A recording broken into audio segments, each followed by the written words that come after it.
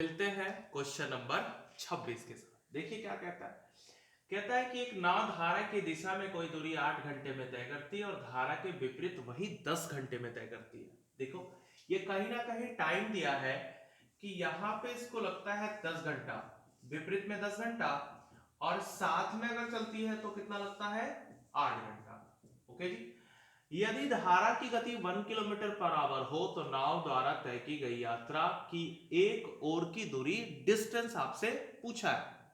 देखो सबसे पहले तो ये बताओ कि यहां पे हमारे पास समय है, और समय है तो समय का क्या हम चाल बना सकते हैं? समय को उल्टा करेंगे तो चाल बन जाएगा। अब ये समय का अपोजिट, ये रेशियो आप कह सकते हो या एक्चुअल है तो कोई बात नहीं, यहां से आप रखोगे तो ये डाटा आ जाएगा 8, यहां से आ जाएगा 10, यहां से आ जाएगा कितना, जोड़ के बटा 2 तो 9। अब ये 9 तो यहां से यहां तक का अंतर कितना, 1। देखो हम टाइम के साथ इसका चाल निकाले हैं, स्पीड निकाले हैं, स्पीड से हमारा आ गया धारा 1।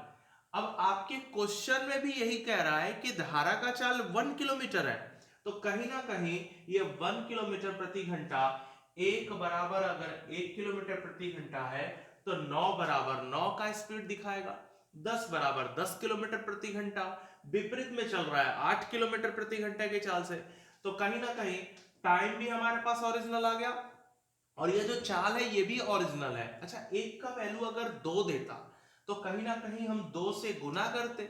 अब हमारे पास डिस्टेंस निकालने के लिए क्या चाहिए, तो स्पीड इनटू टाइम, और स्पीड इनटू टाइम को आपस में गुना कर दीजिए। आप यहां से भी स्पीड इनटू टाइम उठा सकते थे, और ये एक ओर की दूरी कितना दिखा देगा, तो 80 किलोमीटर। हो गया जी ये क्वेश्चन फिनिश आपका।